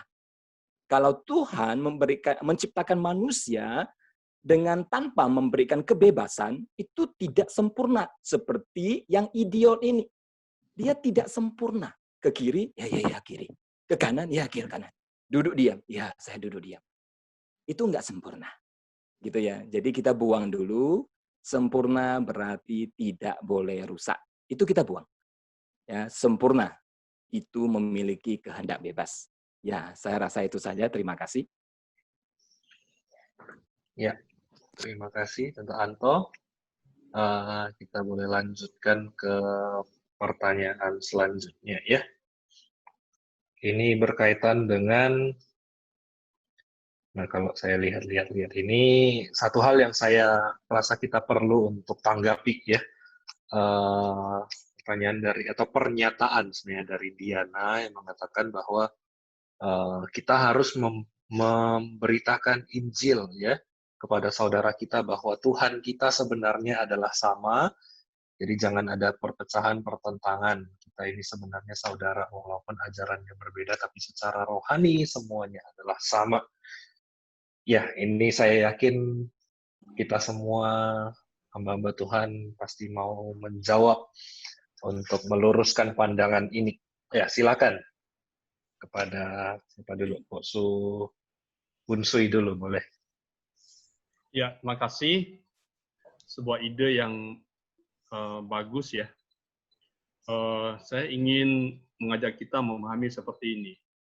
Memang itu adalah sebuah pemikiran yang universal, universalism, di mana orang mengatakan bahwa Tuhan itu Esa, Tuhan itu satu, kemudian caranya yang berbeda untuk mengenal Tuhan atau untuk menyembah Tuhan. Ini sebuah konsep yang sangat umum, yaitu konsep yang mempersatukan sebetulnya, supaya memang manusia memahami ada Tuhan yang Esa. Nah sekarang kita sebagai orang Kristen, kita bisa keluar dari konsep itu, kita melihat kembali. Memang Tuhan itu satu, Tuhan itu Esa. Tapi umat manusia dan agama-agama memahami Tuhan itu tentu berbeda-beda. Sebagai contoh, seperti yang tadi saya katakan bahwa Tuhan yang disembah orang Kristen adalah Tuhan yang datang mencari manusia. Tuhan yang turun dari surga. Tuhan yang memperkenalkan dirinya, siapa dia, siapa namanya. Itu sangat jelas. Itu sangat jelas, makanya sampai kapanpun, kalau memang ditanyakan kepada orang Kristen, siapa nama Tuhanmu? Kita akan tahu, ya Tuhan yang menebus saya, yang menebus umat manusia itu namanya adalah Yesus Kristus. Tuhan yang menciptakan dunia ini dan menciptakan manusia, itu adalah namanya Yahweh. Nah, seperti itu. Nah, kalau kita mengatakan kepada orang lain, kita bertanya kepada orang lain di luar Kristen, kita akan mendapatkan jawaban dengan nama yang berbeda.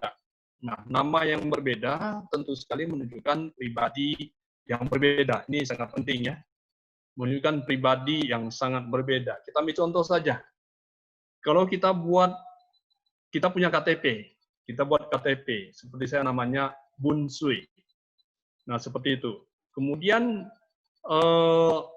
kalau di akte lahir saya, itu namanya ditambah satu huruf saja, di antara huruf itu sudah berbeda. Saya tidak akan bisa membuat paspor. Nah, seperti itu. Artinya apa? Ada kesalahan. Artinya ada dua pribadi yang berbeda itu secara konsep. Karena tidak sama akte lahir saya dengan di paspor, dengan di KTP, sehingga tidak bisa buat paspor. Nah, sekarang bagaimana kita sebagai orang Kristen bisa memahami ada konsep universal itu yang saya katakan pertama tadi, tapi kita bisa memahami juga bahwa di dalam konsep universal itu, Tuhan yang dipahami oleh orang Kristen adalah Tuhan yang berbeda, yang dipahami secara universal. Memang dikatakan Esa, itu betul Esa, tapi siapa namanya? Waktu kita sampai kepada siapa nama, maka membuat itu berbeda. Demikian, Chantal.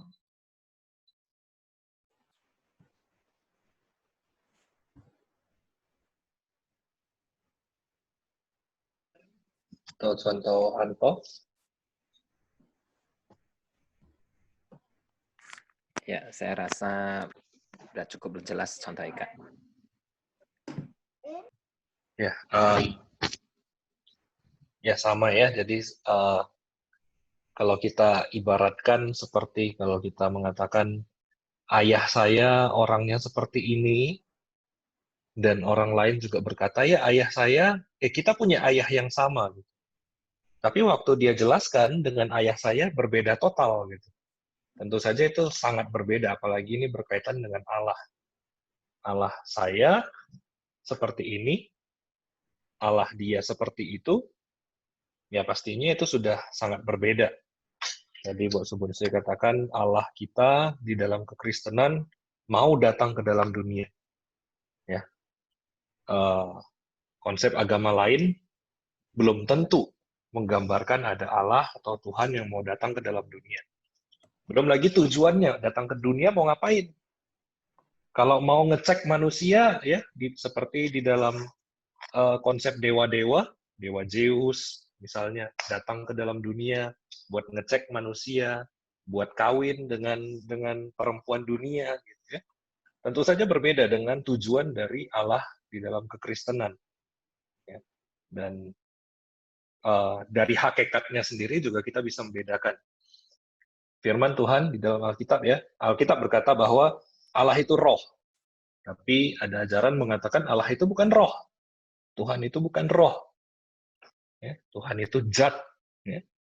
Itu berbeda konsep sekali gitu. Dan kalau berbeda konsep maka pasti akan berbeda juga arah penyembahan. Dan kalau penyembahan kita tidak kita tujukan kepada Allah yang benar di dalam kebenaran, sebenarnya iblis sedang mencuri penyembahan kita dan mengarahkannya itu kepada si iblis itu sendiri. Jadi tentu saja kita perlu untuk punya konsep Allah yang benar itu seperti apa. Ya, Bosu Parlin, apakah mau menambahkan?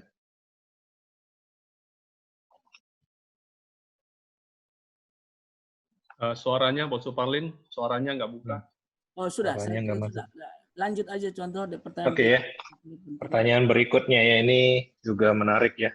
Di surga, apakah manusia itu bisa jatuh di dalam dosa? Jadi ketika manusia itu sudah diselamatkan oleh karya Kristus dan kita sudah masuk ke surga, apakah kita masih bisa jatuh dalam dosa? Dan apakah ada bedanya manusia pada awal penciptaan dan manusia setelah penebusan? Mungkin juga termasuk setelah di surga. Silakan, Bosu Parlin dulu deh. Ya. Nanti kita ke sana cek dulu semuanya ya, benar di sana karena kita belum ke surga. Tapi begini, saya jawablah melalui ayat Alkitab di Wahyu pasal 7 ya. Apakah di surga itu masih bisa jatuh dalam dosa? Oh enggak, namanya juga surga. Di surga itu dari tahap pengudusan aja manusia itu secara posisional kita dikuduskan Tuhan Yesus menjadi anak-anak Tuhan. Lalu secara progresif Roh Kudus bekerja menguduskan kita menuju kesempurnaan yang diajarkan John Wesley, kita menuju kesempurnaan. Banyak elemen yang bisa membantu, ada firman, ada ibadah, ada doa, ada rekan-rekan seiman, ada hamba-hamba Tuhan, sahabat, dan seterusnya. Sampai kita nanti di surga itu namanya glorification, pemuliaan. Jadi mulianya sama seperti seluruh penghuni surga itu. Maka di surga tidak ada sesuatu pun yang sifatnya korup, yang sifatnya kurang dari standar.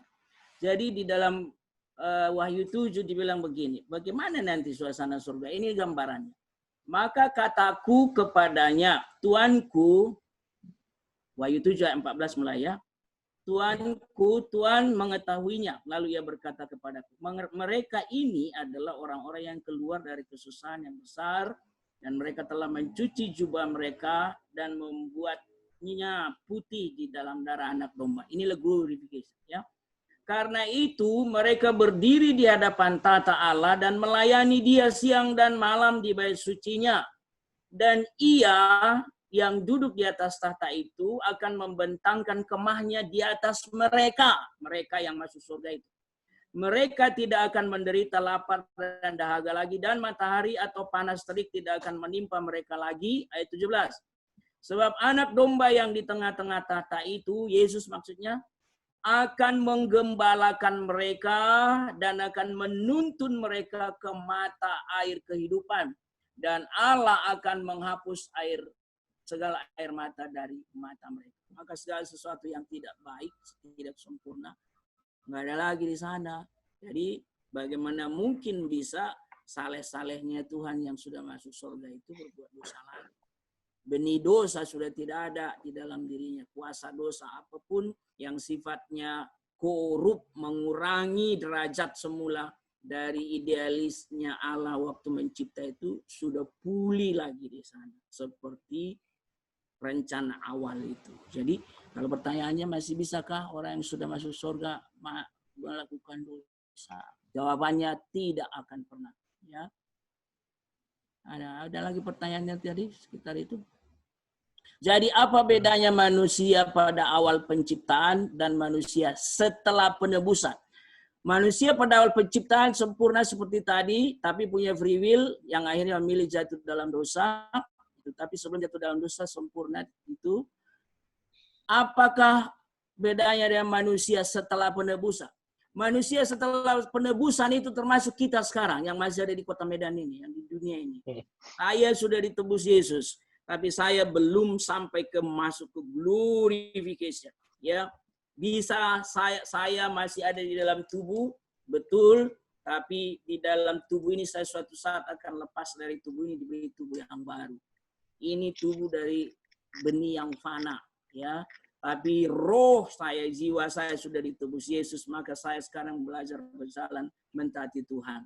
Tapi ketika nanti saya sudah di surga, sama enggak manusia di surga dengan manusia di Taman Eden sebelum jatuh dalam dosa?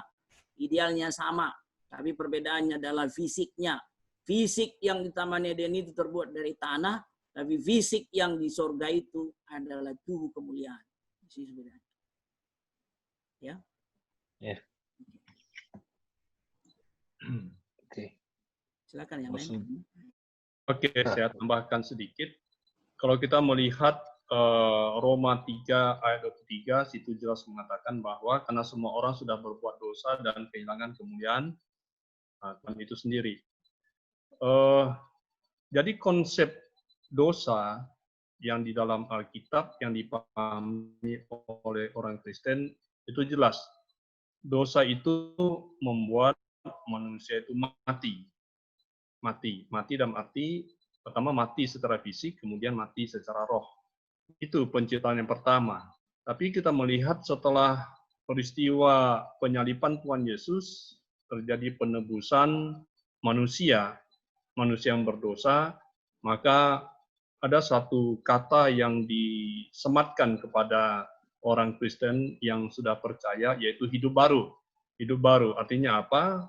Kalau kita dikatakan hidup baru, berarti kita tidak lagi seperti hidup lama yang dikuasai oleh dosa. Tapi hidup baru itu orang yang berdosa, tapi diperbaharui dengan kuasa Roh Kudus, maka dia akan memiliki ciri-ciri. Apa ciri-cirinya? Ya sangat banyak ya. Salah satu contoh kita melihat buah-buah roh di dalam Galatia 5 ayat 22 sampai ayat 23. Saya akan baca ya. Seperti ini dikatakan, tetapi buah roh ialah kasih, sukacita, damai sejahtera, kesabaran, kemurahan, kebaikan, kesetiaan, kelemah lembutan, dan penguasaan diri. Nah, ini sebuah ciri khas yang perlu dimiliki oleh orang-orang yang sudah mengalami hidup baru. Perlu kita cermati bahwa konsep pemahaman orang Kristen, pemahaman Alkitab tentang surga itu merupakan suatu tempat. Beda dengan konsep agama lain. Ada agama yang memahami surga itu adalah suatu keadaan di mana manusia tidak memiliki hawa nafsu. Manusia tidak memiliki keinginan untuk melakukan sesuatu hal yang tidak baik. Itu bukan di surga, tapi di dunia ini. Jadi oleh karena orang Kristen itu jelas surga itu suatu tempat. Tempat di mana? Tempatnya bukan di bumi, bukan di dunia ini, tapi tempatnya adalah bersama-sama dengan Kristus di surga. Nah, seperti itu.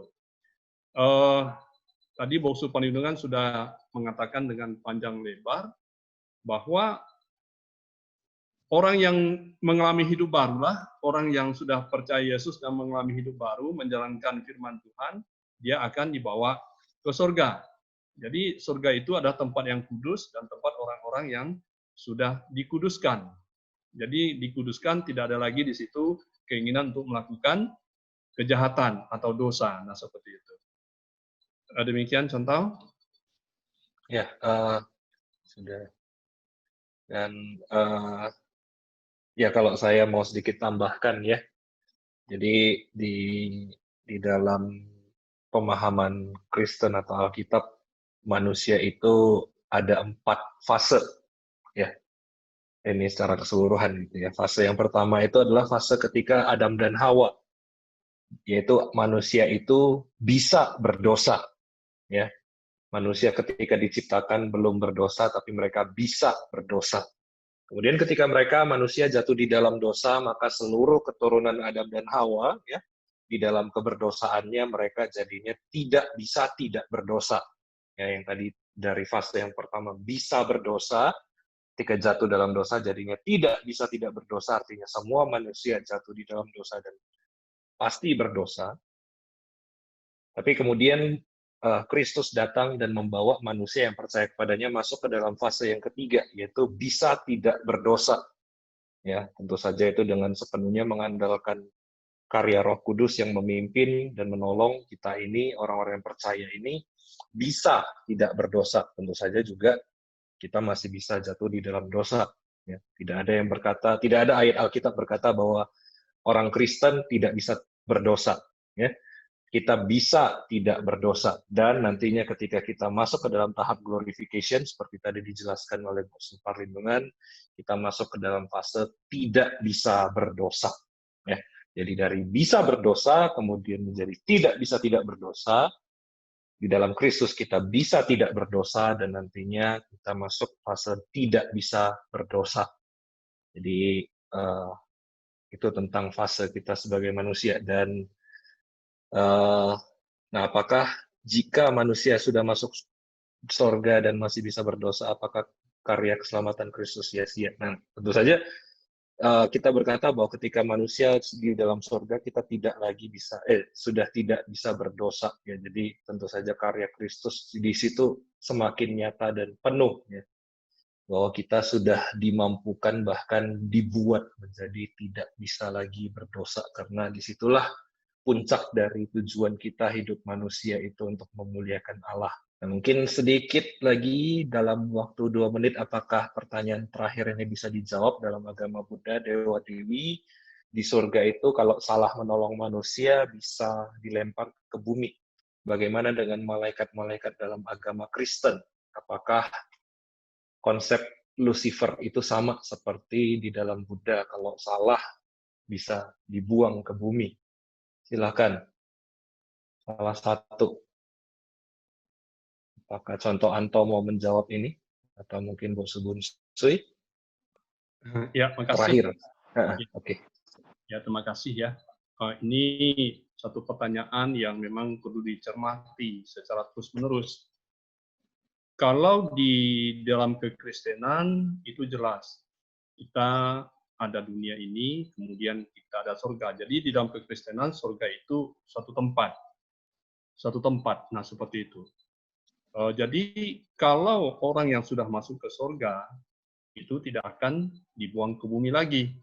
Kenapa? Yang kudus, yang sudah tempat yang luar biasa indahnya, itulah tujuan akhir. Tujuan akhir kan. Kita sekarang, kenapa kita mau percaya kepada Yesus? Karena kita tahu Yesus adalah jalan ke surga. Yohanes 14 ayat 6. Akulah jalan kebenaran dan hidup. Tidak seorang pun sampai kepada Bapa kalau tidak melalui aku. Jadi Yesus mengatakan dengan jelas bahwa untuk masuk surga, jalan satu-satunya adalah melalui Dia, percaya kepada Dia. Jadi surga itu adalah suatu tempat di mana Kristus Tuhan kita itu tinggal, dan nanti kita akan tinggal bersama-sama dengan Dia. Tapi tadi kalau kita memahami dari teman-teman kita, dari konsep pemahaman di dalam agama Buddha, nah agama Buddha kan sebetulnya itu konsep yang reinkarnasi ya. Kalau saya sekarang ini ada kurang bagus, kemudian nanti saya meninggal dunia, saya bisa saja lahir menjadi seekor binatang. Tapi kalau saya ini seekor anjing yang bagus, anjing yang penurut, anjing yang berbakti kepada Tuhan, kemudian saya lahir menjadi seorang manusia. Nah, begitu terus sampai dia mencapai sebuah kesempurnaan yang namanya nirwana itu. Jadi nirwana itu kan bukan surga sebetulnya. Nirwana itu kan suatu keadaan di mana manusia terlepas dari semua hawa nafsu. Nah, demikian yang bisa saya jelaskan. Ya, berkaitan dengan nirwana tentu saja ini nanti kaitan atau bisa jadi satu jembatan kita menjelaskan kekristenan ya, bahwa kita ini tidak sedang berusaha untuk lepas dari keinginan gitu ya, tapi kita justru ingin menikmati sebuah keinginan yang sempurna, keinginan yang kudus, yaitu keinginan untuk memuliakan Tuhan. Dan tentu saja kita di dalam forum ini, di dalam Faith Dialog ini juga punya kerinduan untuk memuliakan nama Tuhan, dan kita juga rindu bahwa setiap pembahasan kita tadi juga adalah untuk memuliakan Tuhan ya. Karena itu kita boleh di dalam hati kita menyembah Tuhan, kita meninggikan Tuhan, karena itulah satu kesempatan yang begitu luar biasa kita boleh berdialog untuk memuliakan Tuhan. Ini pun adalah satu ibadah atau penyembahan kita juga. Di akhir ya, kita sudah selesai, jam 9 sudah tiba, dan setiap pertanyaan sudah kita jawab. Entah itu cukup memuaskan atau tidak, ya. Kalau tidak memuaskan, maka hadir lagi minggu depan. Dan kalau memuaskan, berarti Faith Dialog ini bisa memberkati saudara-saudari di minggu depan dan minggu-minggu seterusnya. Masih panjang perjalanan dari Faith Dialog ini, masih banyak tema.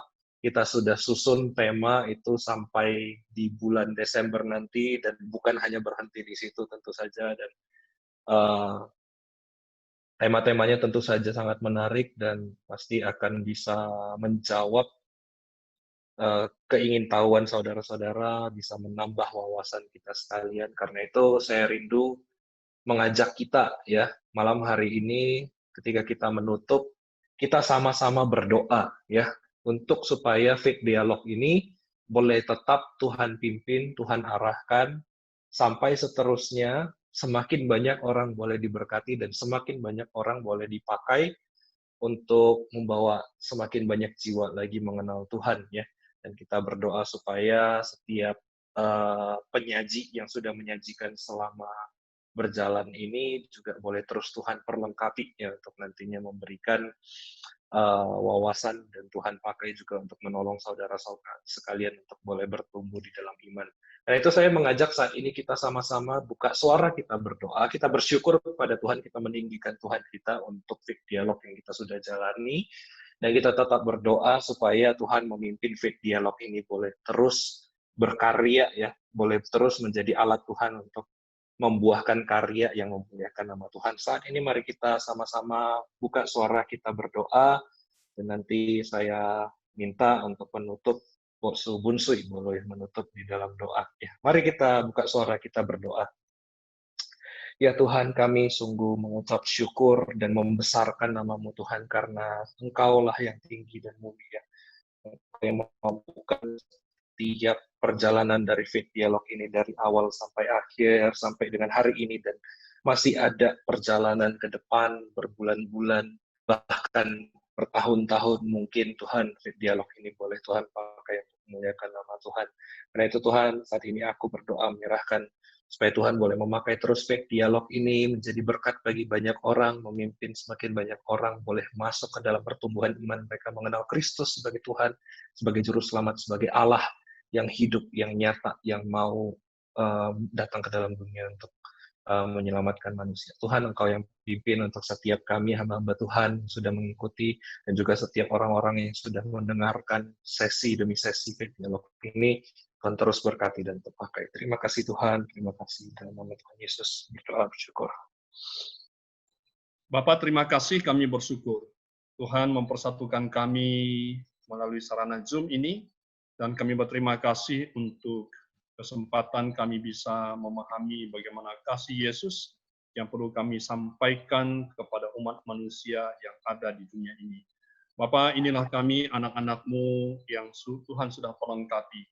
Kami memohon Roh Kudus yang terus menggerakkan hati kami, agar kami punya keinginan yang kuat untuk membagikan kasih-Mu kepada siapapun manusia yang ada di dunia ini. Bapak, oleh karena itu kami memohon, pakailah kami seturut dengan kehendak-Mu. Pakai kami untuk menjadi alat Tuhan memberitakan kabar baik. Biar kiranya Tuhan, Faith Dialog ini menjadi bahan pembicaraan kami sehari-hari, dan kami bisa mengajak teman-teman kami, saudara-saudara kami, untuk bisa ambil bahagian bergabung di minggu-minggu yang akan datang. Sehingga bukan kami saja menerima berkat Tuhan, tapi ada banyak jiwa terberkati melalui kami mengajak mereka. Bapak, biarlah semua yang kami sudah lakukan hanya untuk kemuliaan bagi nama-Mu, sukacita damai sejahtera bagi kami, dan memberkati banyak orang. Bapak, kami akan berpisah, dan istirahat kami, Tuhan berkati. Berkati keluarga kami, berkati usaha dan pekerjaan, berkati kesehatan masing-masing. Semuanya kami mengalami anugerah Tuhan yang berlimpah-limpah. Dalam nama Tuhan Yesus kami berdoa dan bersyukur. Amin. Amin. Saudara, ada beberapa hal yang perlu untuk kita perhatikan memasuki tema kita minggu depan, dan juga untuk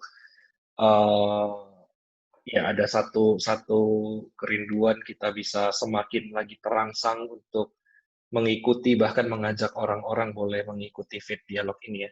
Saudara, di sepanjang 1 bulan Juli nanti, tema besar kita di dalam pembahasan adalah tentang dosa, ya, tentang dosa. Tentu saja kita punya banyak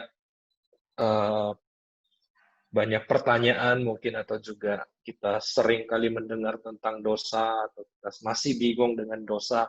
Karena itu, saudara, ikutlah di dalam perbincangan atau di dalam dialog kita sepanjang bulan Juli nanti, ya, sehingga kita nantinya juga boleh semakin paham lagi tentang apa itu dosa, dan nantinya tentu saja kita tidak akan berhenti di dosa, tapi bagaimana penyelesaian tentang dosa itu sendiri, ya. Nah, itu saudara boleh tetap ikut di bulan Juli, minggu depan itu adalah apa itu dosa, ya, temanya apa itu dosa. Dan saudara, kalau saudara sudah mendengar tema ini dan saudara selama beberapa hari, bahkan mungkin hari ini memikirkan atau sudah mulai bertanya-tanya apa itu dosa, atau saudara punya pertanyaan, saudara punya tanggapan, sebelum hari H saudara juga boleh mengajukan pertanyaan itu, supaya nanti di hari H pemaparan kita juga bisa lebih maksimal di dalam menjawab. Nah, itu saudara nanti boleh kirimkan pertanyaan-pertanyaan itu ya kepada Pak Johan, ya, benar ya? Apakah Ya, benar? boleh, Ada boleh ya, juga. boleh ya. Iya. Nanti nomor WhatsApp Pak Johan nanti boleh disertakan ya, supaya saudara-saudari boleh bertanya tentang tema ini ya, pertanyaan-pertanyaan atau mungkin pandangan-pandangan yang pernah saudara dengarkan, sehingga nantinya ketika penyampaian akan lebih maksimal lagi. Kemudian, nah, itu di WA ya. Kalau saudara bisa catat, silakan catat. Kalau enggak, mungkin bisa di capture screen supaya cepat gitu ya. Capture screen masih bisa langsung dapat. Tapi kalau enggak, silakan dicatat sambil saya juga umumkan bahwa sekali lagi kalau saudara ketinggalan dengan pertemuan-pertemuan sebelumnya dari sesi 1 sampai sesi 4, saudara nanti boleh cek di YouTube, dan juga sesi yang kelima ini, sesi tanya jawab bulan Juni, juga akan masuk ke YouTube kemungkinan besar di hari Kamis, ya, kalau Tuhan izinkan dan kalau internet lancar semuanya, hari Kamis akan sudah tayang di YouTube. Cara carinya bagaimana? Saudara ketikkan saja di search itu Faith Dialog. Faith Dialog, nanti akan muncul di situ dari episode atau sesi pertama sampai episode atau sesi keempat, atau mungkin nanti kalau Kamis muncul sudah ada episode tanya jawab ini, ya. Saudara nanti boleh ikutin lagi dari sana untuk boleh mengikuti kembali, dengar kembali, dan seterusnya juga bakal seperti itu. Dan saudara juga sebisanya subscribe ya di situ, dan juga like video-videonya, bahkan juga share video-videonya. Kalau saudara menganggap bahwa tema itu sangat baik bagi teman-teman saudara, silakan share, bagikan itu, copy linknya, terus bagikan melalui WhatsApp, melalui Facebook, melalui ya berbagai media. Ya, silakan nanti saudara boleh lakukan itu. Ya, ya, kalau pengumuman yang saya catat itu saja. Apakah Pak Johan masih ada pengumuman lainnya tambahan? Ya, contoh saya cuma hanya mau ingatkan kembali kepada teman-teman semua, khususnya yang peserta yang ikut hari ini. Tujuan kita mengadakan Fit Dialog ini sebagai sarana kepada kita semua untuk bisa menambah wawasan, ya, sehingga setiap orang yang mendengar, ya, iman mereka juga akan bertumbuh. Itu tujuannya. Selain itu, apalagi Fit Dialog ini juga sangat bagus untuk mereka-mereka yang non-Kristen, ya, sehingga mereka itu nanti memahami iman Kristen itu bagaimana. Yang kita lihat bakal terjadi masa akan datang itu dalam satu keluarga itu kadang-kadang tidak bisa punya agama yang sama utuh. Ada yang mungkin bisa Kristen, dan sebagian itu mungkin ada Buddha. Jadi kalau yang mereka yang Buddha ikut, ya, mengetahui iman-iman Kristen itu, sehingga konflik dalam keluarga itu bisa lebih kecil. Karena mereka menjadi lebih paham bagaimana cara berpikir orang Kristen. Itu sangat penting sekali. Ya. Jadi ini sangat berguna bagi kita yang sudah percaya, atau bahkan kita yang belum percaya. Nah, jadi tujuan kita mengadakan Fit Dialog ini adalah seperti itu. Ke depan juga kita harapkan, ya, Fit Dialog ini topiknya itu bertahap. Awalnya mulai dari penciptaan, selanjutnya dosa, berikutnya keselamatan, dan seterusnya, ya. Jadi kalau kita ikutin dari awal sampai akhir, ya, kita harapkan setiap kita mengadakan acara ini jangan ada yang absen, ya. Kita akan mendapat satu pemahaman yang lebih utuh, ya. Ini bagus sekali. Di samping setiap kita itu setiap malam kita baca Alkitab, ya. Karena di sini kita ada diberi kesempatan untuk tanya jawab. Jadi tanya jawab itulah gunakan semaksimal mungkin, ya. Waktu kita sangat terbatas, ya, saudara sekalian. Jadi kalau para penyajinya itu menyajikan setengah jam, total waktu kita 1,5 jam, berarti kita hanya butuh ada waktu 1 jam, ya. Topik-topik masa akan datang, ya, tentang dosa dan lain sebagainya, itu banyak yang bahkan kita orang Kristen, banyak yang kadang-kadang kita tidak paham. Gunakan kesempatan itu untuk bertanya, ya. Nah, jadi Bapak Ibu ajak juga teman-teman lain apakah yang sudah Kristen atau non-Kristen bergabung di sini. Tapi kalau mereka tidak sempat datang, usahakan minimal mereka bisa lihat video yang ada di YouTube yang sudah kita share, ya, sehingga semua orang itu bisa dapat berkat. Itu tujuan kita. Dan nanti pembicara-pembicaranya, ya, untuk saat ini mungkin kebanyakan dari contoh dan hamba Tuhan dari Gloria. Tapi ke depan itu nanti dari gereja-gereja lain itu juga nanti akan kita apakan jadi narasumber, ya, dan itu akan bergantian semua sehingga ini nanti bisa menjadi berkat bukan hanya untuk jemaat atau apa yang orang Gloria, tapi itu lebih bersifat universal. Ya, itu aja contoh, ya. Saya kembalikan ke contoh Eka. Terima kasih contoh. Iya, ya, dari saya juga itu saja. Terima kasih Pak Johan, dan terima kasih juga untuk semua orang yang sudah ikut. Terima kasih untuk segenap hamba Tuhan yang sudah memberikan jawaban-jawaban dari pertanyaan. Saya yakin saudara masih juga banyak pertanyaan. Silakan nanti di minggu-minggu mendatang boleh terus bertanya ya dan terus mengikuti ini. Ya, akhir kata, kiranya nama Tuhan boleh dimuliakan. Sampai ketemu lagi di pertemuan-pertemuan kita selanjutnya di minggu depan ya, tetap di hari Selasa jam 19.30. Tapi kita sudah open jam 19.15 ya.